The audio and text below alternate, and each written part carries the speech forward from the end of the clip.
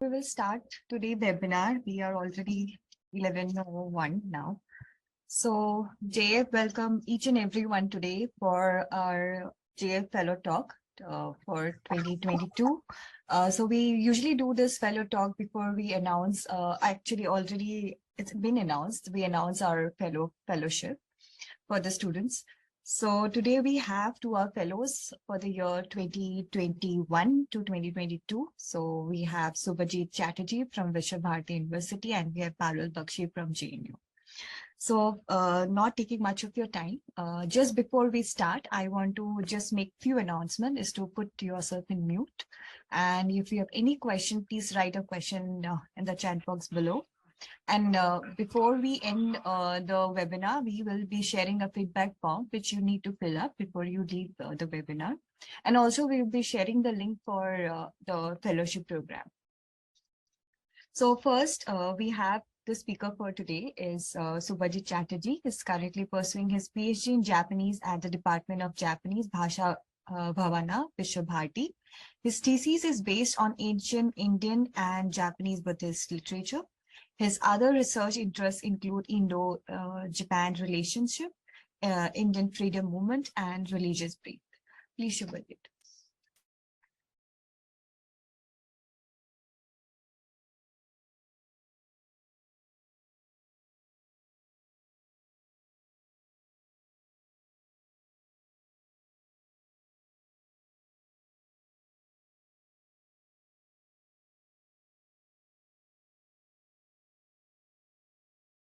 Good morning, everyone. Am I audible? Yes. Okay. Good morning, everyone. I am Subhajit Chatterjee, Research Scholar of the Department of Japanese, Bhasha Bhavana, Viswa Bharati.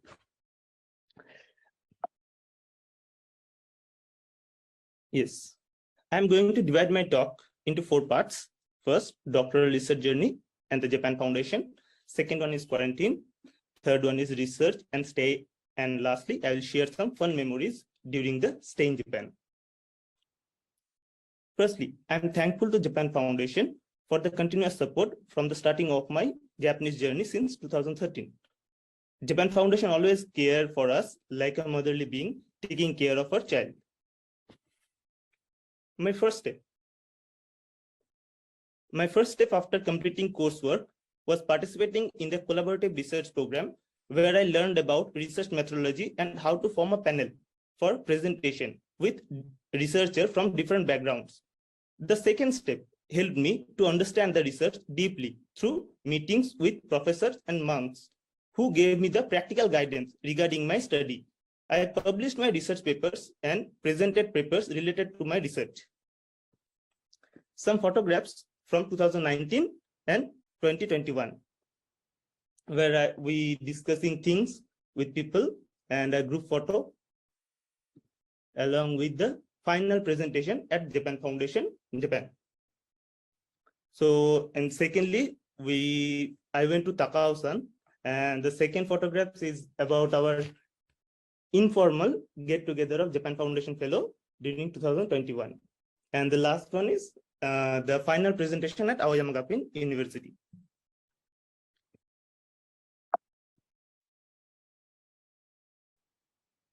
On April 14th, I got the grant letter from the Japan Foundation and started to prepare all the necessary documents. Setsuko-san and Komatsu-sensei constantly supported me for the documentations. Here I am thankful to the Consul General of Japan, Kolkata, for granting me the visa on the same day. And finally, on the 27th October, I flew from Delhi to Haneda International Airport. At the Haneda International Airport, I received the residential card and a mobile phone rented by the Japan Foundation. After the COVID test, I left from the airport by a rental car arranged by the Japan Foundation.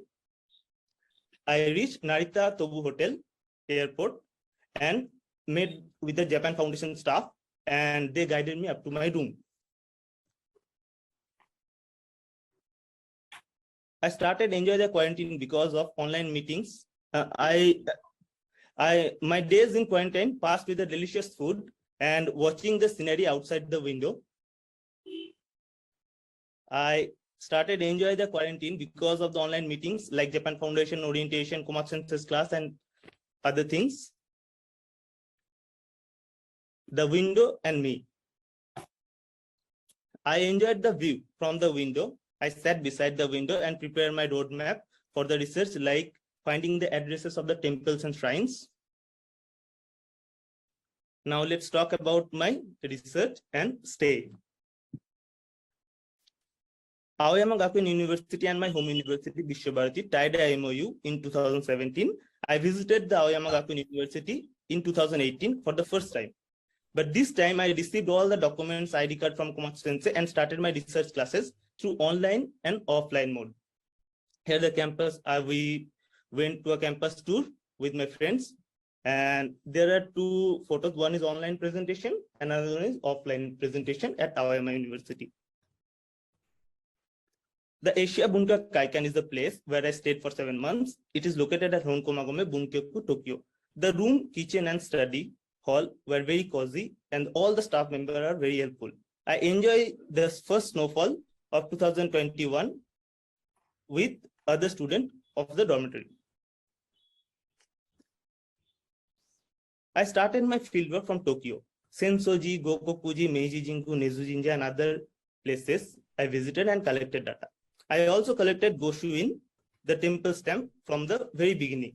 I participated also pilgrimages like Yamanote Shichifukujin Meguri, Tokyo Jisha Meguru, and all.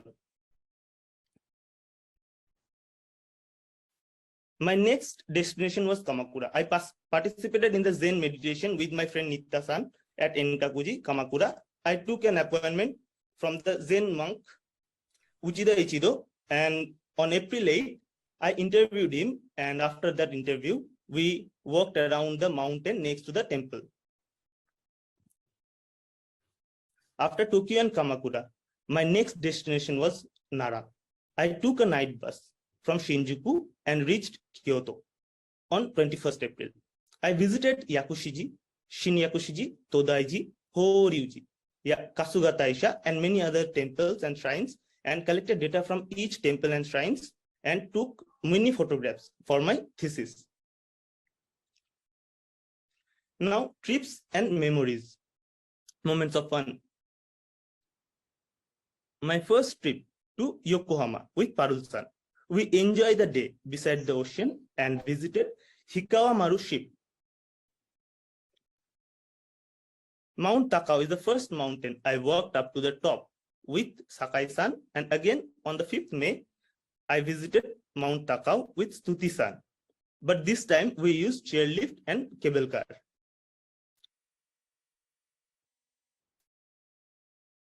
Enoshima is one of my favorite places. I visited twice, each time relishing the meal while enjoying the beauty of nature.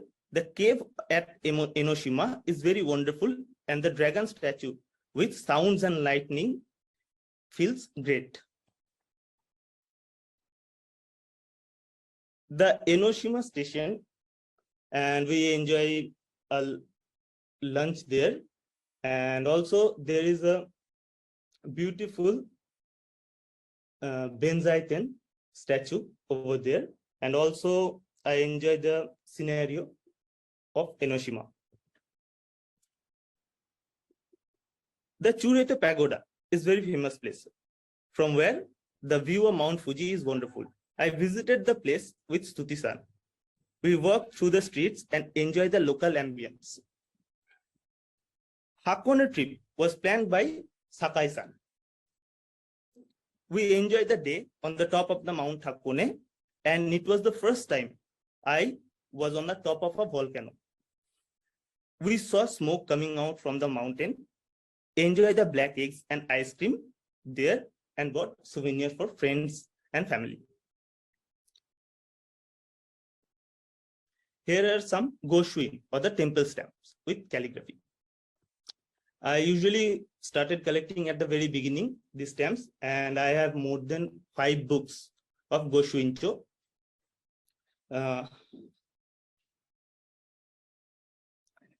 During my stay, I tried to fry eggs by myself for the first time in my life. I went to the Gala resort with our senior Soikot-san, and enjoy the nature full of snow.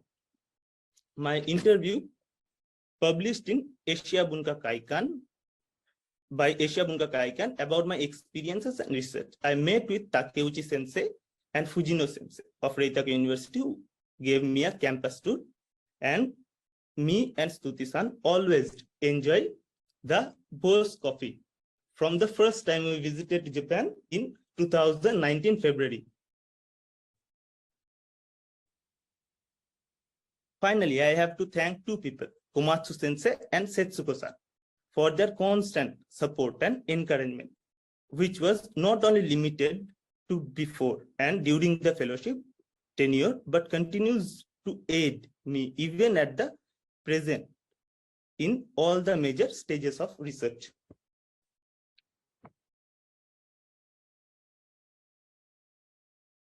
Here I am talking about few things like the photographs and everything.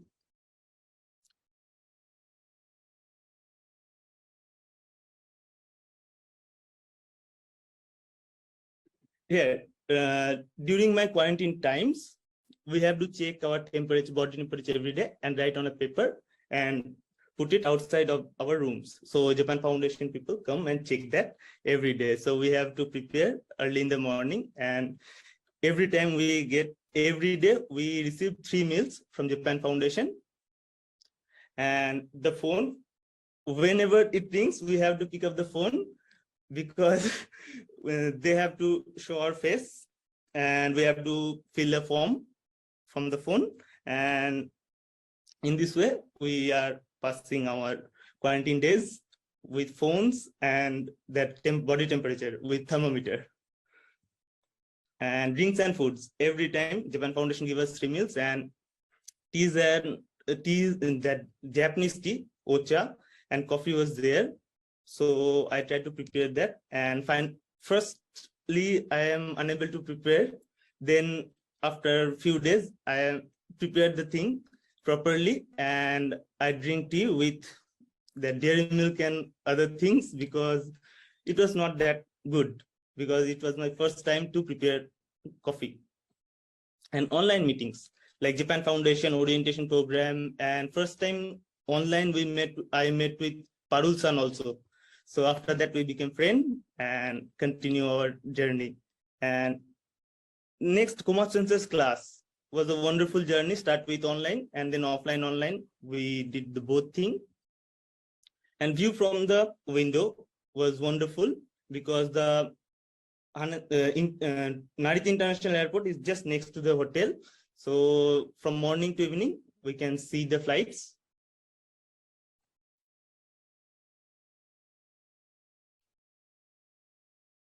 We started, means me and Parul-san firstly visited the Gokokuji temple. Then from that, I went to Sensoji because in Gokokuji, the Goshuincho is not there. So I have to visit Sensoji first and collect the Goshuincho, then came back again for the first time from Gokokuji. In this way, all other Nezu Jinja, Hie Shrine, Kanda, Meiji Jingu, every place I visited and collect the Goshuin stamp. In Kamakura, when I interviewed the monk, Zen master, I came to know about in Nihon Riki, similar story happened in Kamakura also. So he took me to that place and we had a wonderful talk regarding the research and still continuation of mail. We are exchanging mail till now.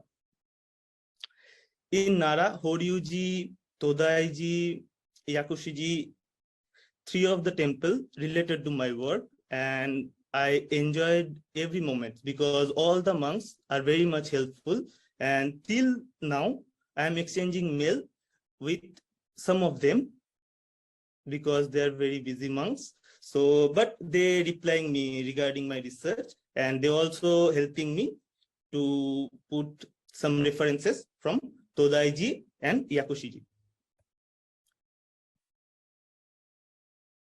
Here, when we went to Yokohama for the first time, Parul-san took lots of pictures of mine. So we enjoyed that because this is the first time, apart from my research, I visited some place. So it was a wonderful journey. And in Takao-san, my first trip with Sakai-san, and then I visited that place with Stuti-san. In both the times, I enjoy the view, the scenario of Takao-san. So I wish I could go again in Takao-san.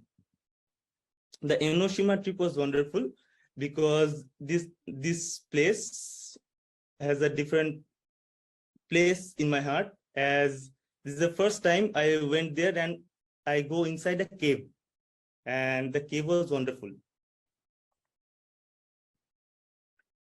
Mount Fuji. This is the second time I saw Mount Fuji, but this time I go close to Mount Fuji and the scenario was wonderful. This is the place I used to see from my childhood whenever I search Japan. So Mount Fuji, the Churaita Pagoda came up in the internet. The Hakone trip is the first time I went to a volcano. It is a wonderful feelings, but the smoke was coming out too much. So we decided to go back early.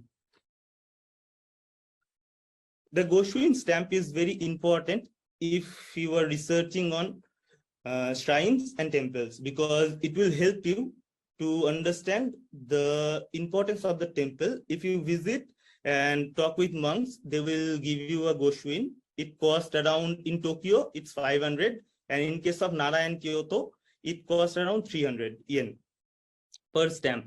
But if you ask them about the temples, they will give you a small paper where the details of the temple is written.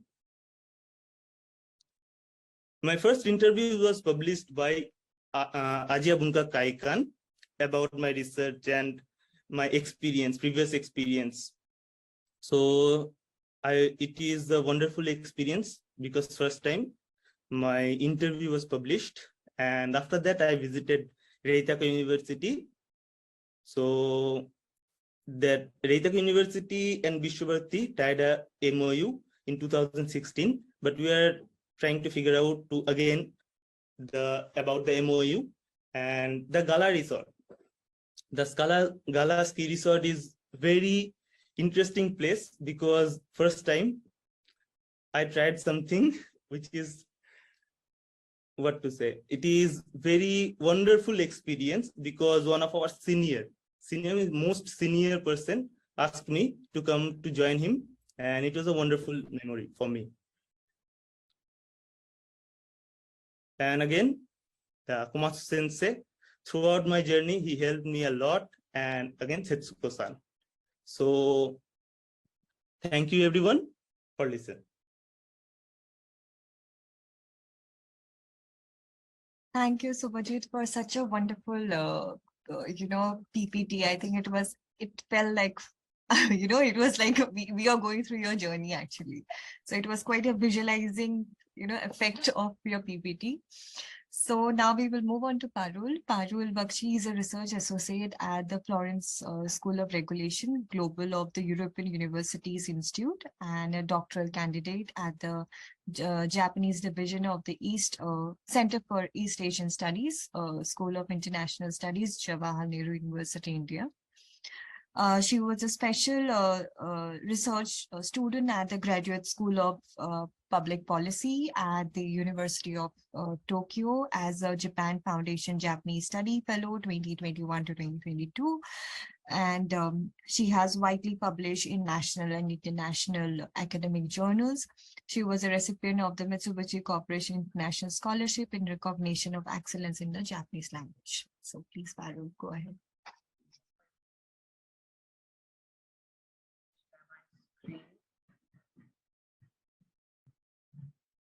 Is it visible? Okay. Hi all.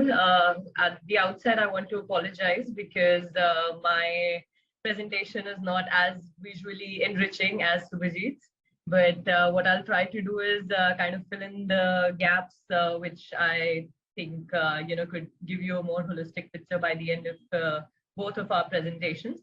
So the reason I've termed it experiencing Japan during the pandemic days and days is because, of course, we went in the middle of the pandemic. The pandemic was very much still on. Japan had its restrictions going on. So we are very grateful to the Japan Foundation, because it is only because of their consistent efforts that we were able to eventually even reach Japan. I think at different points of time, there was a lot of confusion whether we'll be able to make it or not. So yeah, I have to thank the New Delhi team as well as the team in Tokyo from Japan Foundation, who actually made it possible for us to even land in Japan at a point where no outsiders were being allowed in the country. Okay, can you see the next page? Sorry, just give me a second. Now? Okay, just give me a second. Sorry for that.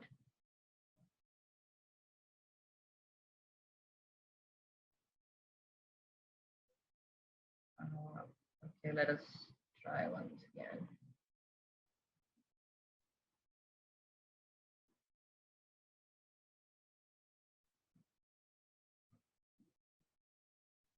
Yeah, now? Okay, great. Sorry for that. So just a brief introduction about me, though Anushree, I think, has covered everything. But yeah, so under the Japan Foundation Japanese Studies Fellowship for doctoral candidates is the one which I received from Japan Foundation. And as a result, I was at the University of Tokyo at the Graduate School of Public Policy, and my research advisor was Professor Jun Arima. So broadly divided my talk for today into three parts. First is settling in, and how again Japan Foundation played a huge role in that, something which Subhajit has already kind of highlighted. I'll give brief insights into my research without going into too much details. It's something we can take up later if any of you are interested during the question answer point. And the third section is more certain tips and tricks which I think helped me optimize my time in Japan, is something I would like to share. So this is a picture which actually Subhajit has already shared. This was an informal Japan Foundation meet, which we had later after we all were out of quarantine. Unfortunately, we couldn't have the official one because of the pandemic, but thanks to some of the other Japan Foundation fellows, they took the initiative, and we were able to meet other brilliant scholars from across the world who were also on Japan Foundation Fellowship. So these are familiar pictures, as you've already seen, our quarantine facility. So again, without going into too many details, that's the window from my room, which Subhajit already spoke quite a bit about. That was our window to the world for about 16 days. Again, thanks to Japan Foundation, it was an easy stay. Even if you're vegetarian, your food preferences were being taken into account. Yeah, I think it was a pretty comfortable stay for, given the span of 16 days, which could be quite a lot, especially if it's the first time for you, if you're coming to another country, which I think was the case for a lot of Japan Foundation scholars who would come there. But I think largely by the end of the quarantine, when we all met, we all had that same feeling of the fact that, we were taken care of pretty well during the quarantine. So just to summarize, this a bit. So as I mentioned, it was a 16-day quarantine. We did have online interactions, again, snippets of which you saw in Subhajit's presentation. We had an orientation, which was all done virtually while we were still in quarantine. The next is some of the initial steps are kind of outlined. So, okay, so in our case, because of course we had to be in quarantine, after we got out of quarantine, the first thing we're supposed to do was to reach our respective places where we were staying. For me, that was the international dorm, and I was at Meiji-Rodai International Village, which is very close to the Gokokuji temple, as a result of which the first place I think Subhajita and I together visited was the Gokokuji temple. Other than that, the crucial steps we're supposed to follow is to go to the city council, and you have to get your address printed on the resident card, the Zairyu card. Again, a picture of the Zairyu card was actually part of Subhajit's presentation, if you notice. And then I visited my graduate school in order to get a student ID, and you are expected, and you have to, it is mandatory for you to open a bank account so you can get your fellowship amount. Even though Japan Foundation does give you, the leverage of having the fellowship amount given to you in cash as well, but I chose to open my bank account with JP Post.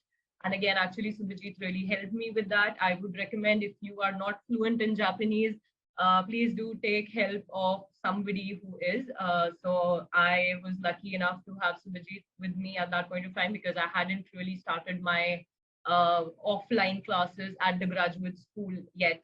So that these are one of the initial steps, I think, which are common to almost everybody. So no matter who you are, which part of the country in Japan you are taking up your fellowship, and these are probably the common measures which you would have to take as well.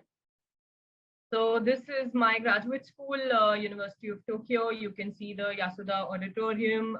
The third picture is in front of the Central Library. I was lucky enough to, get a place at the University of Tokyo. A thing I would like to highlight here is that when you're applying for the Japan Foundation Fellowship, please don't have any apprehensions about reaching out to any professor in Japan. I do want to mention here that Arima Sensei, I did not know Arima Sensei beforehand. I had never met him in person, but he was kind enough to go through my proposal. Of course, we had an overlapping area of research, which is something I think you should keep in mind when you are finalizing your research advisor for the Japan Foundation Fellowship. It makes things easier. It will make it easier for you to conduct your research while you are in Japan.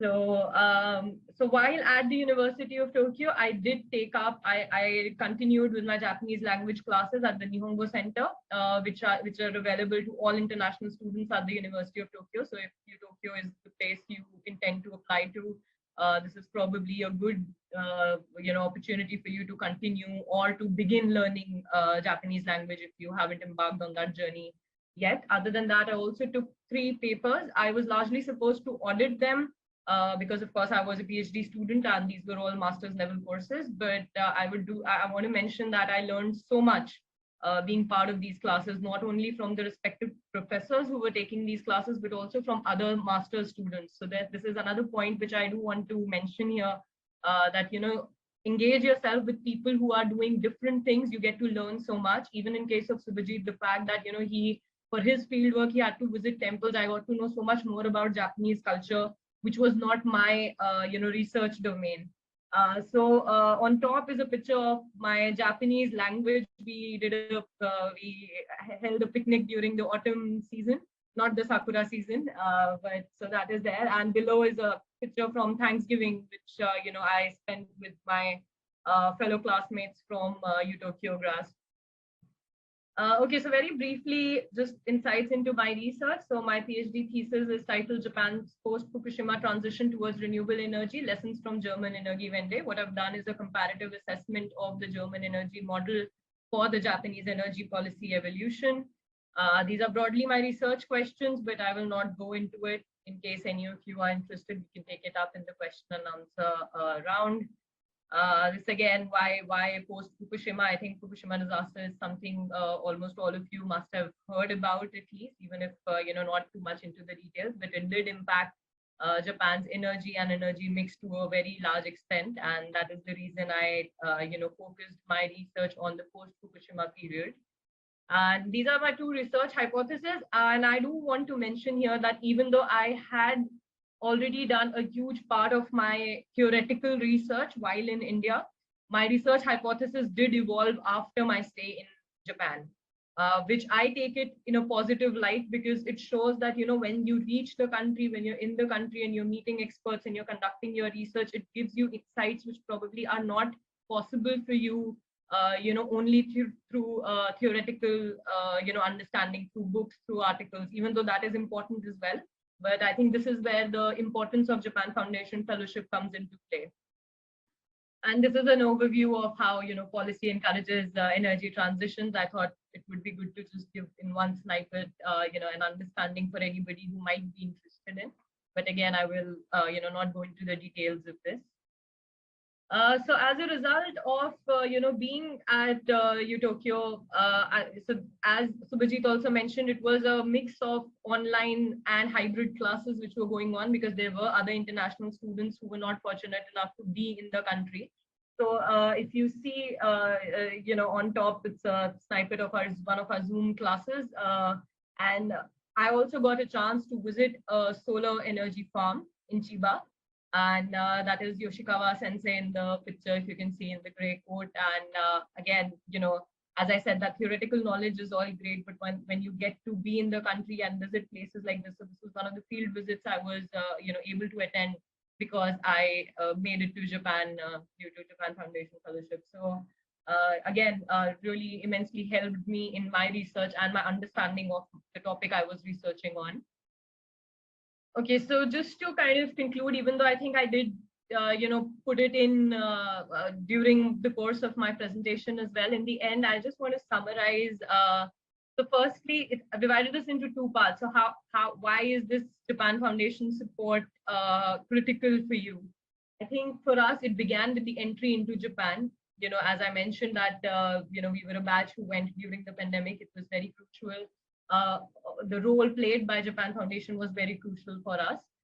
The quarantine facility, I have not spoken to any fellow who had any issue while being in the quarantine facility. I think all our food preferences were being taken into account.